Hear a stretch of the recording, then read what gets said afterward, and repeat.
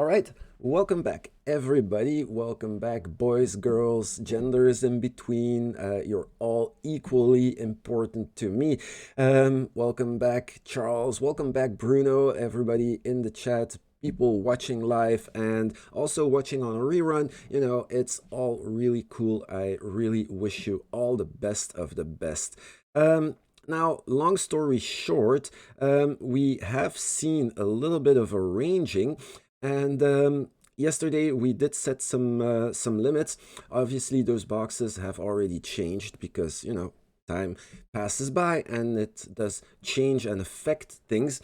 Now, the next big move or the next ranges to keep our eyes on, I've already made some preliminary calculations. Like, so I will go over all these things very quickly. You see that there are some messed up situations and stuff. I will explain you why. And then we can maybe think about setting up some strategies to make this work in our advantage. So yeah, let's roll the intro. Let's see, which one are we gonna roll today? And I will see you in a minute.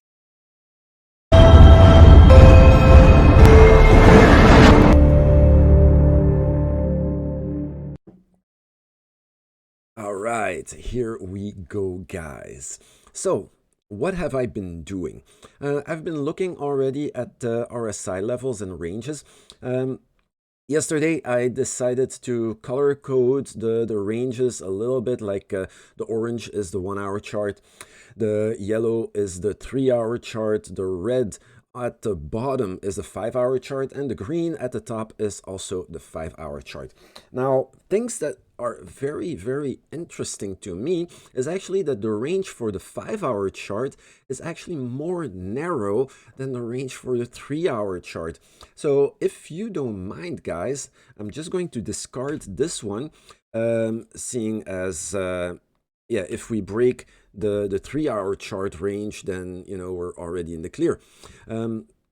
Maybe I should just leave the threshold line like this, because yeah, I'm so happy to see the chat is rolling. You guys are awesome. So maybe I'm going to leave that green line here just to indicate that if we do see a closing of the 5 hour chart above the green line, then basically even a pullback would be okay, and it would be strong enough to allow us to find some support and then just keep going for higher ranges. Now, what's also equally fun, that is that the 1 hour chart has the most narrow range of them all. Let me just remove the green trend line here, because the colors are gonna start blending. Yeah, there we go. So the orange range is actually no, don't worry, guys, don't worry, you know, you guys can chat and listen. It's all cool, you know. I'm really happy to see you guys like forming a community. This is what it's all about, you know. So yeah, just go ahead. It's really, it's all cool. It just makes me even more happy, if anything. So what was I saying? Yeah, the orange range is the 1 hour range. So potentially just breaking outside of this orange range would already allow price to come down and find some higher support, and this would allow us to see some higher highs and higher lows. So this is looking really, really, really good. Now on the downside, you see that I don't have any orange ranges, just because I looked at it and the range is even more narrow, and actually lining up a little bit more with the upside of this local low, that I found it really unnecessary to map it out.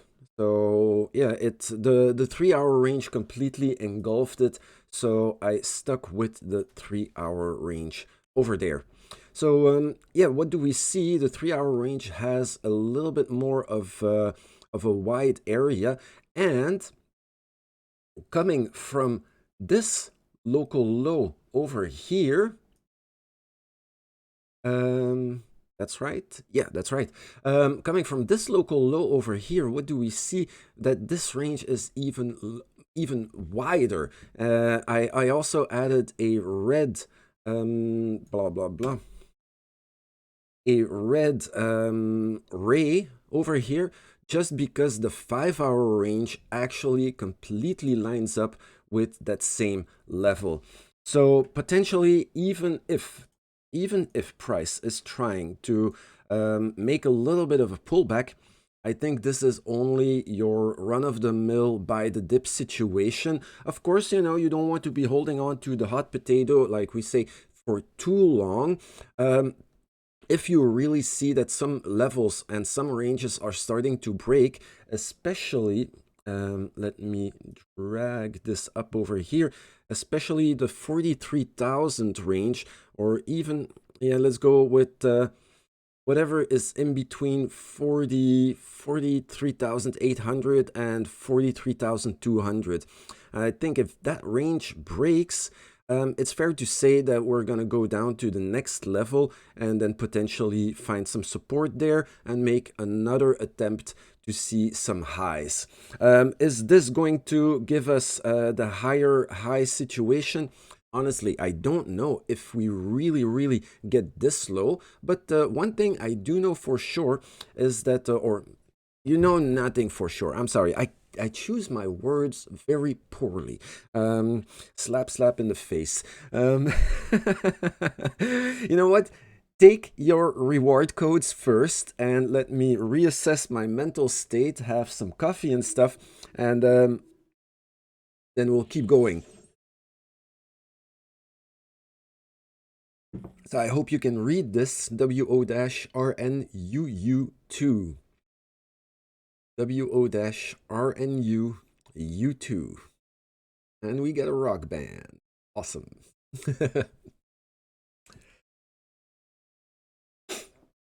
So, yes. Yes, Charles, absolutely. Hashtag take profit. Hashtag take profit. We're gonna trademark this to our channel, guys. Maybe that's the way to go. Everybody, every time somebody uses it, they owe us money. And then we can do even more giveaways and stuff. So yeah, that would be awesome. Okay, where was I? Okay, so we have this huge volume node over here. Let's zoom on out because we want to see a full history. So potentially, if these levels don't hold, let's say the breaking the 46,000, potentially looking for support lower at 44,700-ish. If this one breaks, then yeah, it's anywhere in this range that we are going to find the next support line. Of course, we do have this huge amount of volume here, which is going to act like some sort of a parachute. So this is why I feel very safe thinking that, you know, the long button is going to be more useful than the short button. Of course, you know, you don't want to be holding on to a negative position for too long. So my advice would actually be setting some partial stop losses, maybe. If you see that, I'm just assuming, which is stupid. But if you are sitting in a long position, maybe setting a mental barrier at the $46,000 range, 46,250, 300, depending on your exchange. Yes, long live the wolves. This could be already a potential good area to set like a mental stop loss for closing down a portion of your position, hopefully with at least still some profit. If price really pushes down below, let's say, it's gonna be hard to say, but I would be more inclined to be looking at the bottom of this range rather than the bottom of this here. Just because this is a little bit of a hiccup where, you know, people were dumping, people were buying up again. There was this high volatility period in this short range. But I think on the down run, trading down, this one is going to be neglected completely.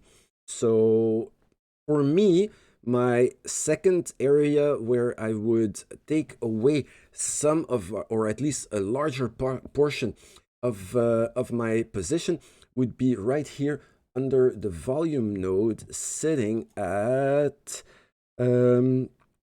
February 10, 15 o'clock UTC, and this the low is 43,750.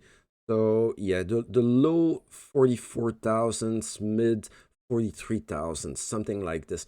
This would be where I would let go of a much larger portion of my long position, because potentially then the price has nothing to hold it back until we're back at the mid 39,000s, 39,500. But eventually, I'm pretty sure that again, I'm back with that word. I'm gonna put a tip jar, and every time I say sure, I'm going to put €1 in the tip jar. Okay. We're gonna save it up to make a giveaway or something. So would I allow myself to say it one more time? I'm pretty sure that, there we go. Now I'm gonna stop saying sure like this. So I said sure 2 times, that's €2. So yeah, the probabilities are very high that price is going to be picked up for the very least over here at the mid 39,000 range, which is a good thing, right? Mid 39,000, maybe at the lowest 38,000. Of course, is this going to be then a new bull run? Probably more hesitation, more bounces, and more doubtful stuff going on. Now, why do I say these things? That's another really good question. Because right here on the 1 hour RSI, what do we see? Just at a first glance, we do have over here already a second strike of bearish divergence leading out of this one. And in the long run, this is also a bearish divergence. Of course, it's not played out yet, it's not confirmed yet, and that's the tricky part of this entire situation, because when we zoom back in, what do we see?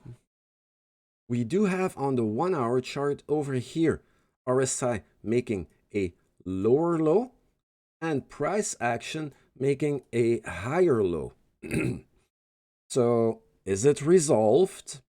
It's a 1 hour chart, right? So actually, to me, it looks a little bit more like people looking to get back in, people looking to get back out, taking profit, entering positions, a little bit of sideways action. But on the higher time frames, on the higher time frames, we do see actually that nothing has really. Oh, maybe I'm getting ahead of myself, guys. Maybe. Yeah, this is also looking like a little smudge of bullish divergence. higher low over here, lower low over here. It's there. It's not very big, but it's there. And yes, that's what she said. No, I hope not. That would be bad.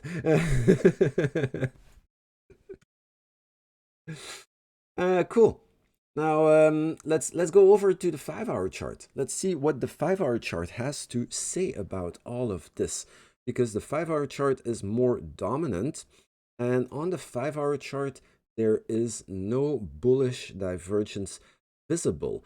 There is a potential bearish divergence over here, having this lower high over here over a higher high over here, but of course it has not been played out yet. And when is it going to be played out? That is when RSI is going for a lower low together in conjunction with price making a lower low. And then again, we have the next game where RSI will probably have made a much lower low than here. And still, we have this level here at about 38,000 that price will need to break to confirm continuation to the downside. So a lot more potential to be picked up, in my opinion, than potential to really break down. Now, if those levels, those ranges would have been really narrow and easy to break, this is where I would really try to close my longs at least as much as possible, maybe even let go completely, because the chance of breaking all the way down is much more real than the potential chance of being picked up. So this is a little bit the reasoning that I have behind it. Now, a few other things that do come in handy in this kind of doubtful and dubious situation is, of course, the stochastics. We do like the stochastics on occasion. Sometimes they are quite helpful. Let's go down to the 1-hour chart again. On the 1-hour chart, we see that the stochastic is curling up again, not even touching the bearish control zone. This is very, very positive. This is why for now I'm still holding on to a long. I have my limits mentally set up, but I'm still a little bit more hopeful to see continuation to the upside rather than to see a full meltdown. If we were in this situation over here, like this, and the stochastic was doing this, I would set more of my bias to a little bit more of a correction. But right now, it looks rather like it wants to turn back to the upside. Of course, it's a game of probabilities. We can just as easily see the stochastics do this. Right? We've seen it before. It's not impossible. This is why, you know, we need to always keep our eyes on both sides of the game. Now, another thing that kind of speaks a little bit against this, because like I said, it's going to be an interesting weekend. There are two different narratives actually pushing against each other. And now is the question, which one of both is going to win? So let's go back to the 3-hour chart and the stochastics. Oh, this is new. This is new. Awesome. This is cool, you know, because before I started the stream, the stochastics were starting to angle down. Now, what do we see now? A little bit of a crossing again. So maybe the stochastics are not done just yet. They are still in the bullish control zone above the 70 read. Which is rather positive. So yeah, if there is some continuation, some follow through coming from the 1-hour chart, we could potentially see price go up. Let's say maybe above. Let's hope it breaks the higher range and then just find some support and keep on going. That would be awesome. I would buy that scenario. I would really love it. But of course, like we all know, do not trade my opinion. Look for the ranges and use those ranges to your advantage. That's the ranges. They are almost like you know, they are more real than somebody's intuition, right? Remember when I was thinking that we were going to see a pump and dump, another pump and dump here? I couldn't have been more wrong. But yeah, in retrospect, thinking about it, it could as well just have happened. So yeah, sometimes things you cannot predict the future, you know. All you can do is try to keep your head in the game and keep thinking about both possible potential scenarios so that at least you don't end up being the big loser, just waiting and hoping and praying to God that eventually it's gonna go your way. Because yeah, I'm not a very religious person. I don't think if there were a God that he would work in such a way. Correct me if I'm wrong, guys. Now, okay, another thing that is actually looking rather interesting, and you must have seen it already. I don't do this very often, but what have I done? I've started to see some two channels actually being formed in this whatchamacallit, in this in the chart, in the chart. And here I go again with all that Catholic stuff. All right, it's reward time. Guys, take a break. I'm gonna have my coffee, and you guys pocket those free instant tokens. You know, it's on me. You have them. You guys deserve it. And here we go. So the code is WO-RIF6K. RIF, like the riffraff. Cool. I'm gonna clean up a few things while we are at it. Just like that. Just like that.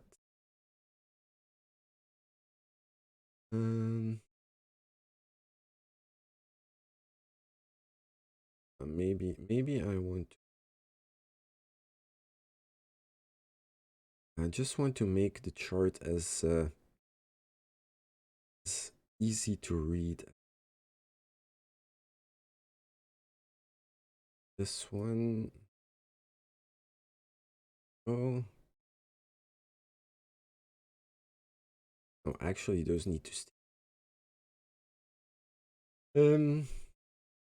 All this needs to go off. There we go. There we go.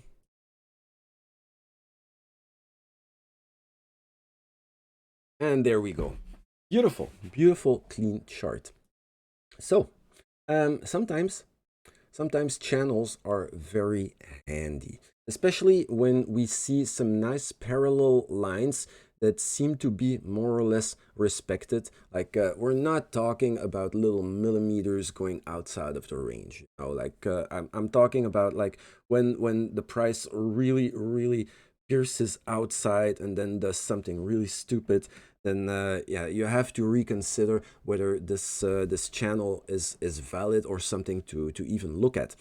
But what happens is sometimes within a channel you can see that the channel changes directions, and just because we have this potential bearish divergence over here, I thought maybe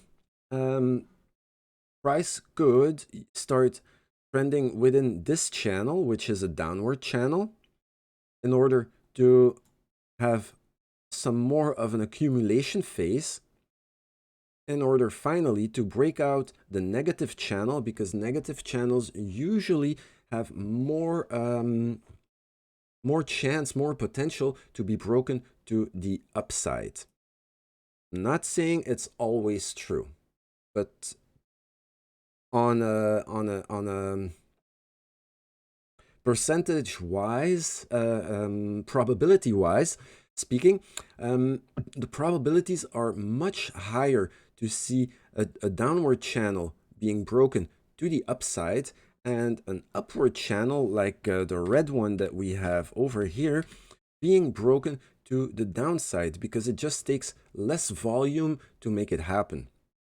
Okay, so of course, like I said, breaking down to the downside would not be a big issue. But looking at how the RSI is set up, how this is set up, I think I still believe there is some sort of validity in this potential motion. Maybe just being picked up rather quickly, or maybe not even dipping down this low. Just coming here and then eventually breaking out while still maintaining the red range. Still possible. Everything is possible. But those are kind of like the barriers that I'm setting up for myself right now to keep an eye on. I think those will be some very easy telltale signs to whether we're gonna go up or down, and where do you want to keep holding, where do you want to keep your hopes up, and where do you want to really give up. Give up level is, like I said here, breaking this area. I think this is the give up area. I hope you're not holding on to a big position if price really tanks here. Like I said, there are a few levels where I would potentially at first be thinking about letting go a big portion of my long. I think my long is sitting somewhere over here at the 44,500 something. So not financial advice. I'm just doing a full disclosure, and like you guys know, this is a learning channel. It's not a spoon boy channel. Okay, I'm just giving you a few more insight things so that you have a little more practical information to digest, so that you know how I try to manage my positions, and then maybe you can apply some of these things to your positions. That would be the deal, right?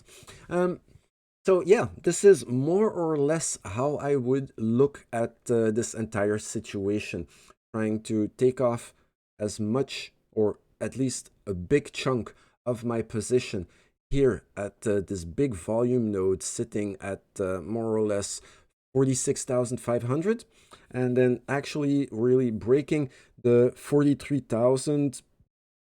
I would let go an even larger piece of my position, just because if price completely comes down over here, at least I can just scale in massively, and yes, then I can actually scale in massively if I see this area holds. But that looks like a... What's wrong with... but actually, you know, if price breaks down to this area, I'm also not expecting things to really shoot up like that. Okay, so just like Bruno says, no FOMO, no hype. Okay, here we could still see a nice recovery. So yeah, if price holds this range over here, very happy. I'm not gonna really dump, but if I see candles really closing outside of this range, then where is it gonna go? Where is it gonna go? Probably it's going to find some support here on this lower level, hoping that it holds. So yeah, entering with a new long over here, I'm not gonna close it completely, so I'm just gonna drag my position way down by averaging. I'm not even gonna have to average that much, you know. Yeah, it is around the 44,000. So yeah, all this is still good. It's still manageable, but really breaking down, I would let go as much as possible and then just wait here for the rebound to confirm that this is going to hold. And this is where I will finally make my decision whether I want to enter with a big chunk or, what I'm going to do. All right, so hey, Gregory, you are new. I haven't seen you type in the chat so far, so yeah, welcome. Thank you for joining. Your question is leverage trading recommended since BTC is not relaxing? You know what? Honestly, in my opinion, and I'm a day trading advocate, especially when it comes down to making profit on Bitcoin. Yes, leverage trading is the way, potentially, in my opinion, to make money on day trading the Bitcoin chart. Of course, I did not say high leverage trading. I would never, ever, ever encourage anybody to go like 50x or 100x. You say that to me, my answer would be like, what, are you crazy? And especially if you're not sure, or if at least, seeing as how you ask this question, I will not assume that you are ready to play with big guns like this, because what happens when you go 100x, your liquidation price comes so close to your entry point. And also remember that liquidation on Bybit, especially liquidation on Bybit, is calculated on the average trading price on 5 of the larger trading platforms. I think Poloniex, Binance, BitMEX, and there's 2 more. So, sometimes there might be quite a premium, like over here on this bull run here, on this rocket to the moon. There was a premium of almost $300, where price on Bybit was actually reading $300 higher than the average price at which Bitcoin was being traded. So what happens if you're going 100x, your liquidation will be like not within proportion of what your entry price would be. So potentially you could make a very good decision at which direction it would be going, but still get liquidated this way.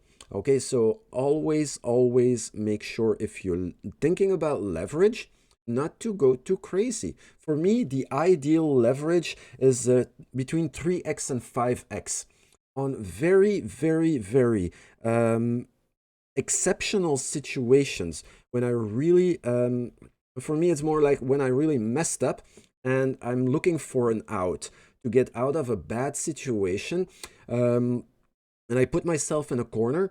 Then I would wait for the right opportunity, measure out if the 10x is still possible, and then use that to bring down or pull up my position to where it becomes more manageable again. But then again, as soon as I did that, I will take off from my position again and try to lower my leverage as soon as possible.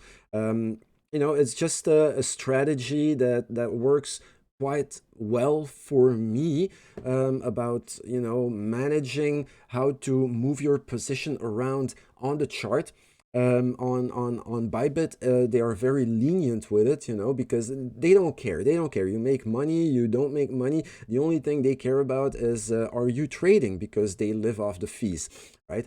So I use this on occasion, if really I'm backed up in a corner. But like I said, 10x is the extreme maximum. My average is between 3x and 5x. Why is leverage trading so much better if you want to day trade? In my opinion, is because you feel more forced to take profit. Remember, that's what Charles said, hashtag take profit. You need to take profit, whether you are trading spot or whether you're trading leverage, if you want to day trade, if you want to make money off of the moves that the price is making, then it's not real unless you took your profit.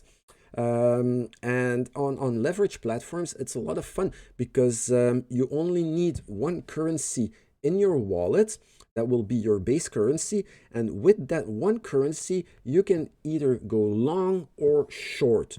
It's like on spot, if you want to sell Bitcoin, if you want to short, you need to have Bitcoin. If you want to buy Bitcoin, you want to long, then you're gonna have to have the other currency, whether it's USD, USDT, euros, doesn't matter. But on a spot exchange, you need to have both currencies in your wallet for you to be able to move in any direction, which is not the case on a leverage platform. Because when you open a position, you're not really buying Bitcoin. You're buying contracts that are traded on that platform that by means of some, there are systems in place that make so that, that the price of those contracts is forced to stay within the range of what the spot price is. Like I said earlier, sometimes there is a premium, sometimes it lags a little bit behind, but this is where you will see a lot of high leverage people being liquidated like crazy. And, we want to avoid this. Yeah, we're not whales, and we don't try to pretend that we are. And somebody said very eloquently, the little krill get eaten by the whales unless they learn to swim alongside the waves that they make. That's what we need to do. So yeah, here we go. We have a new code popping up. Gregory, if you want to get some instant tokens, I do give away instant tokens. They are completely free. All you need to do is sign up to the website get.instant.com. I think you'll see the link in the pop-up, and then you fill in this code WO-2K25Y, and you will get some free instant tokens, courtesy of me. You don't need to pay or invest anything for it. I actually pay for these codes, and for me it just becomes a break-even situation once all my codes are being used. So please, have fun with it. Enjoy the codes. They are only 5 minutes valid. So if you wait a little bit too long, it might already be expired. Cool. So all that being said, I hope you guys understand a little bit what kind of strategy I am looking at. Going up, if price starts to move up and starts to surprise us anyway, like you guys know, remember to take some profit. If price actually really starts to break out of this channel, you could even consider trading the breakout, just adding a big long, and then as soon as price stalls, take off of that big long again. Just pocket your profit. That's what breakout trading is all about. And then on the other hand, every time we're reaching this critical area and we see price start to reject a little bit, don't hesitate to take your profit. Very, very important. Cool. What else? Right now we are still holding within this the green channel. So yeah, it could go either way, guys. Just like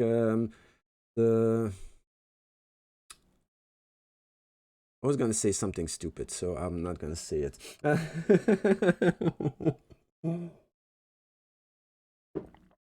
No, I'm going to say it anyway. It could go either way, just like the love parade.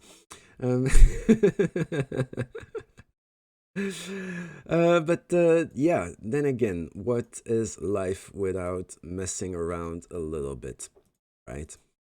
So there we go. we have our wide ranges. We do see some good hopium, if you want to call it like this. As long as we stay within this green channel, I still think that really reaching for lower areas is not outside of the question. The probability, yeah, I didn't say the word, huh?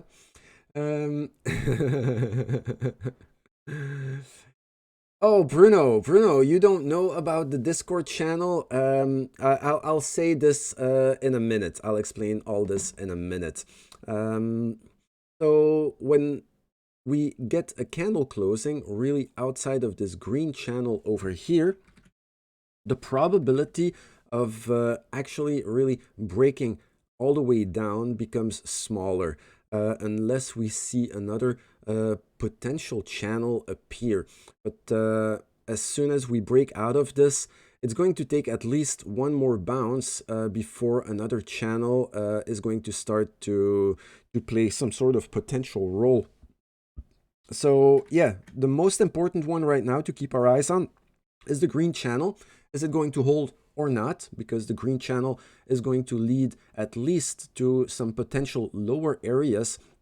Not a full meltdown, but at least this.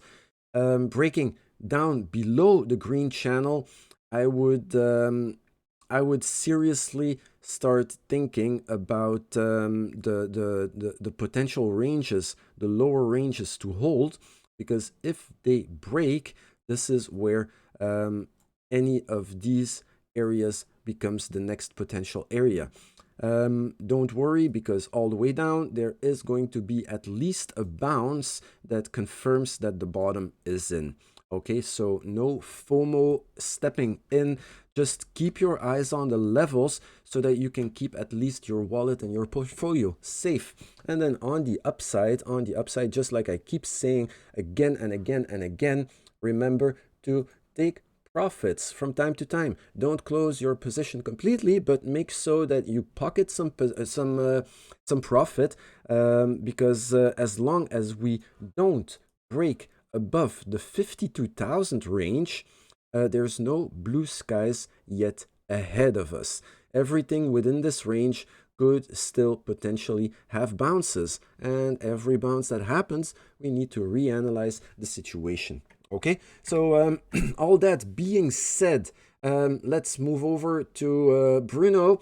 So you don't know about the Discord channel. We are having a Discord channel, but I'm trying to be as selective as possible. I'm really not opening it for God knows everyone, because I've been on those kind of Discord channels. They are hell to be in. There's very toxic people that like to just kill a smaller channel like mine is. And to keep everybody safe, the main way of signing up, or the rule that I set, was to sign up to Bybit using our affiliate link. Not because I want to get rich off of your backs, it's just because like this, I can have an eye on who are actually the active traders. Even, you know, people who are not super active, doesn't matter, but at least people who are trading, I can identify you. And then the really active traders, I do give back a portion of the affiliate revenue, because, you know, I don't want to be a leech that is just abusing this system to, you know, to make money the easy way. That's not my intention.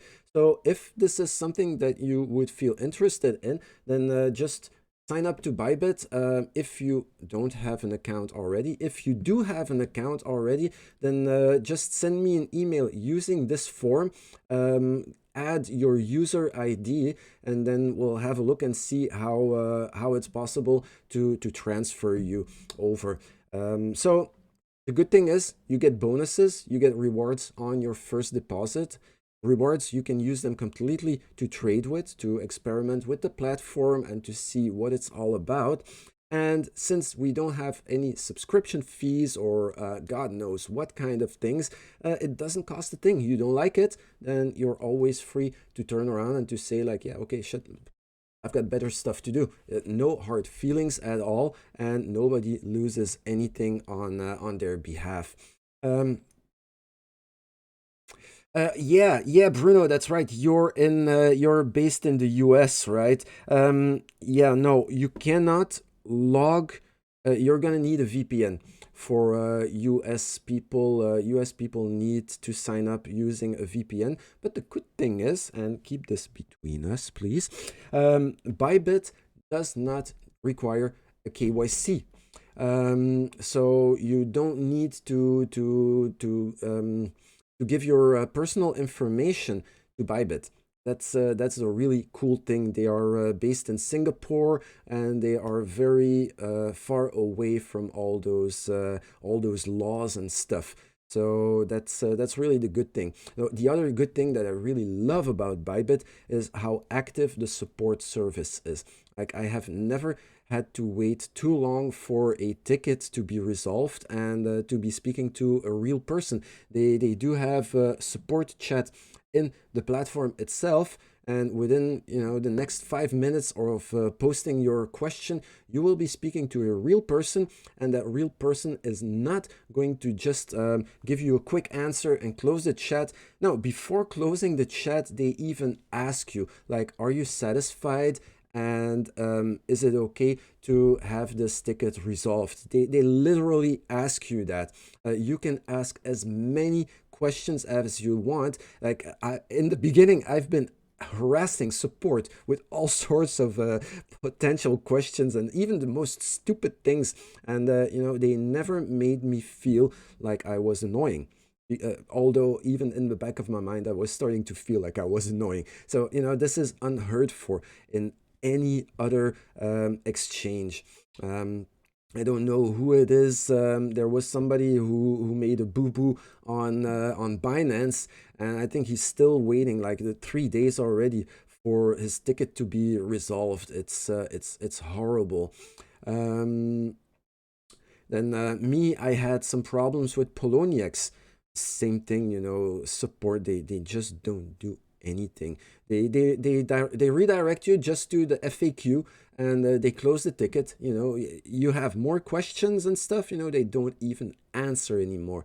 It's shameful. You're currently, Bruno, you're currently trading on Coinbase Pro. I am familiar with it. Yeah, Coinbase is actually more like it's a spot trading platform, right? You can buy and sell cryptocurrencies, where Bybit is more a leverage trading platform. The fees on Bybit, it depends what kind of style you use, and that's really the fun thing. If you just do market orders, you just buy at the market price, you are going to be paying a fee. And wait, I have all this described about I do have a beginner's guide about Bybit. So all these questions are also you can find all this information as well here. So here the taker fee, if you use the market buys, so you just taking what is available on the market, you will be paying a fee of 0.075%. Okay, if you are using the limit function, so if you're putting your order in the order book and just let price rise up and the takers take it, then you get paid 0.025%. So I think this is really, really interesting because instead of having their own market makers, it allows for small market makers, larger market makers, just to come and fill up the book and try to make money on those rewards. And if you are smart and you use the limit order as much as possible, then actually you're not paying any fees for anything. You're getting paid for making for opening positions. All right, so it just depends how you like to play the game, but doing oh, okay. I did not know, Bruno, that Coinbase was also paying people for their limit orders. That's cool because yeah, Poloniex is just a lower fee, but everybody pays. Everybody pays. Yeah, I've been on some crappy exchanges, um, but yeah. Yeah. Basically, then you know the principle, you know how it works. This is also why I trade the way I do, because this allows me to be a little bit more on a defensive way, and to set up the areas where I might be interested and then just enter with my limit orders as soon as I see the price is doing exactly what I'm expecting it to do. Yeah, cool. So yeah, let me know, you know, if Bybit seems like something for you. They don't have KYC. This is really awesome. There are a lot of bonuses. I also post in the Discord chat, in our Discord, all sorts of bonuses that are available, and you know, most people that have started using Bybit, they actually really like it, because I wouldn't stand behind it if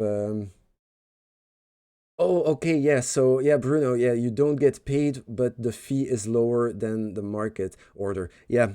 Well, yeah, on Poloniex is the same thing, you know. High fees if you're taking, if you're a taker, lower fees if you put limit orders. But yeah, here on Bybit, it's the other way around. You use limit orders, and really you get paid for it. So if for instance you're a high frequency trader and you do like a lot of small little positions and stuff, everything with limit orders, then potentially you're already going to make a little bit of money on that, instead of just burning through your account because of all the orders that you'll be making. You know, I really love their system. I like it, you know, yeah. And they have a very robust platform, almost never had downtime. Sometimes, you know, yeah, when things become super volatile, the page is just gonna refresh quickly, but never have they been down. All right, so I think this is going to be the last code of the day, because I'm gonna have to get ready to take off very soon. So WO-DD14N. There you go. So yeah, fill out that code. And then, yeah, like I said, Bruno, if you're interested, you can find the affiliate link on the website. Every button that says register now or sign up is going to lead you to Bybit. There you go. And then you can just fill out. It goes really fast. And once you did that, just send me an email with the email address that you used to sign up on Bybit, or add the user ID number that you get, your client number. And then I can verify you on the platform, and you are in. There you go. Cool. So yeah, I hope you guys enjoyed this little recap of the entire situation. Write down the maybe the levels, and then again, that's also a very helpful thing that I'm trying to do.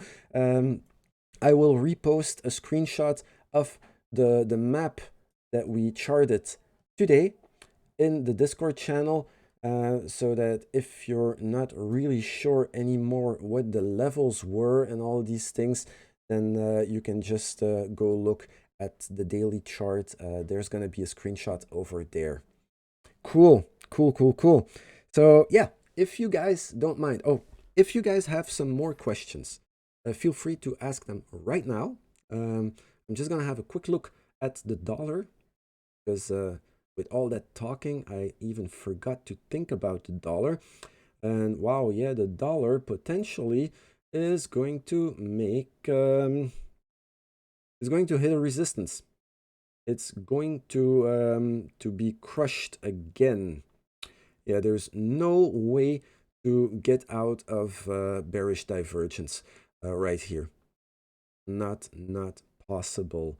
Maybe on the low end there will be a chance of recovery, but right now, right here and there, I think that the dollar is going to see a little bit of down and sideways.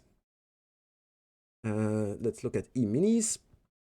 Like we said yesterday and before as well, E-mini futures, it looks pretty much topped out. Maybe if the dollar crashes or pushes down, E-mini futures has a chance to see some highs again. Hopefully, not getting into any bearish divergence. I say hopefully. I honestly I don't care, but yeah, because I'm not trading it anyway. But it's just fun to watch. And then finally, the Bitcoin dominance. Bitcoin dominance, what are you doing?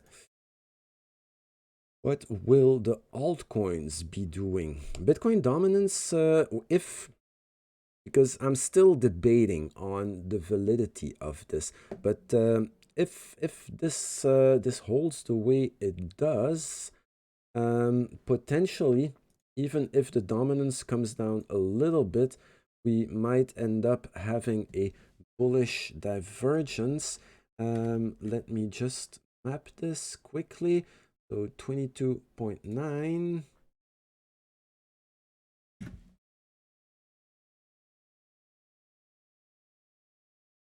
59.5. 59. That's rather, it has quite some range. Whoops.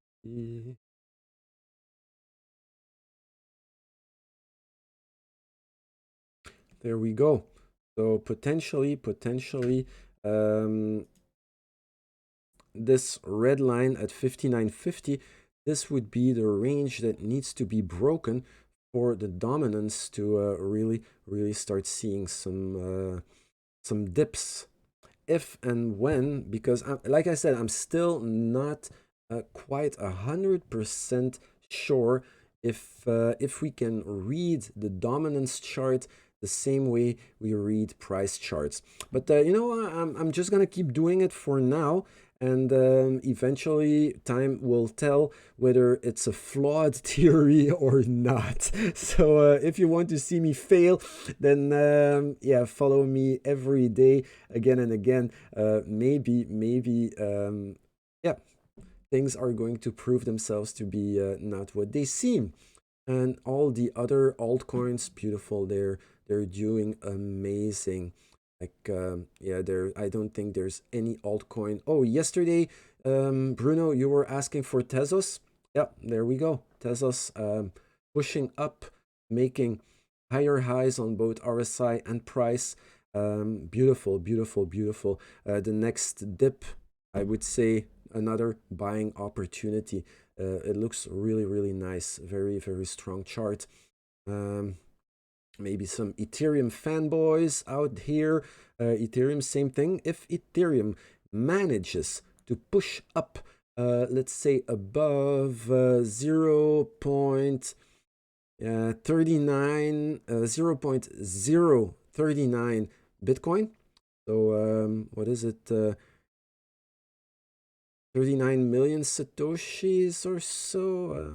I'm not really good at reading Satoshis, but yeah, as soon as Ethereum manages to break this high area over here, I think it's clear to say that Ethereum is also going to rally a little bit more. But yeah, it's a little bit on the brink. We could still see Ethereum be rejected by this volume node, go down to this area over here, and then we are going to have continuation pattern to the downside, and yeah, then Ethereum is going to lag a little bit more behind on Bitcoin. Yes, so yeah. Oh, okay. I can't remember, Bruno, who it was that was asking for Tezos. Oh, it was Oliver. It was Oliver. That's the one. Yeah. But yeah, all the others doing really, really, really good. DigiByte, Jesus Christ, DigiByte um, is really surprising me. Been holding on to DigiByte for so long. I even totally forgot about it. But wow, happy to see that the project, that the coin is doing something. The beauty about DigiByte is that they have a multi algorithm mining. So you can mine them on different algorithms, making the platform a lot more secure for 51% attacks. And this is the only reason why I kept holding on to DigiByte, because when you see what happened to Ethereum Classic, they got really yeah. Yeah, Bruno, it's true, but I think the way I see the chart being a little bit more predictable, I will start to have some more time to work on those tutorial videos that I've already put out. So yeah, I'll also make an announcement saying as soon as they are online, I will post them, and maybe even put a link or one of those pop-up windows at the end of the videos every time. Just spam it around a little bit. I don't know, but yeah, I'm really working on it. But yeah, crazy times, guys, crazy times. It's like I have a hard time sometimes losing keeping my eyes away from the chart. Um, yeah, yeah, like you say, Bruno, yeah, I already made quite a few. I made some time to go in deep on some technicals and some things that are important to know, so you understand how to use certain of those indicators and why they work and why they don't work in some other ways. But yeah, I just need to, yeah, take some time to go over the videos that I posted, so I can find back, so I can find again the ones on which I did these elaborations, and then just trim the videos and re-render them, and I can post them. But yeah, I will make a lot of work of it. I'm gonna try to do this weekend. I think this weekend is gonna be the right opportunity to take some time off of eyeballing the chart and doing these things. So yeah, you get my word. I really mean it. Um, I'm going to make my work into it. Uh, it's yeah. Yes, Bruno. I do already have I already have made quite some more technical tutorials, but what I did was every time at the end of the live stream, um, instead of doing some Q&A and some chatting and stuff, it was on a request every time. Like, I think Charles also requested some information. Katie Cox also asked for some information. So then I said, like, okay, yeah, tomorrow no Q&A. After the technical analysis, we're gonna dive into some theory. And so yeah, it's every time it's they're at the end of a few of the live stream videos that I made. So yeah, I'm just gonna have to to retrace them, trim the videos. I will put everything into a yeah, sure, Bruno. Feel free to look in the channel. Normally, the titles are always pretty long, but I've added in the at the end of the title what um, came with it. So the videos where I have some theory stuff, you will see that in the title I also added it. So it should be possible to find them, but yeah, in the meanwhile, after a few months, channel is already overrunning with videos and stuff, and yeah, I think they're, yeah, I wish you good luck. But yeah, if you don't find them, don't worry, I will trim the videos, and I will make a playlist specially dedicated for theory and some tutorials and stuff. Maybe I'm also going to take some time to make a video about some trading strategies and stuff. But you know, sometimes me personally, often I just wing my strategies because I have some experience in trading and I know how to manage and micromanage my positions and stuff. But yeah, I've been writing down a lot of things to make it more into like a followable science, something like okay, I can stick to those rules, and if this you know, making something that you can actually give as some valid information.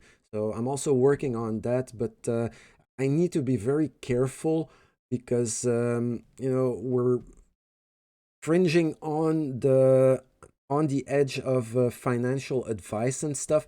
So yeah, I need to really make sure that the things that I write down are proven and recreatable.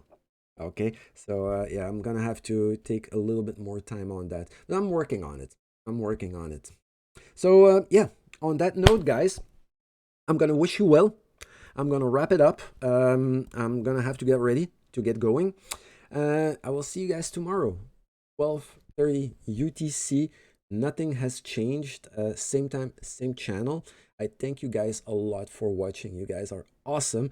Always a pleasure to be chatting with you guys, Bruno, Charles.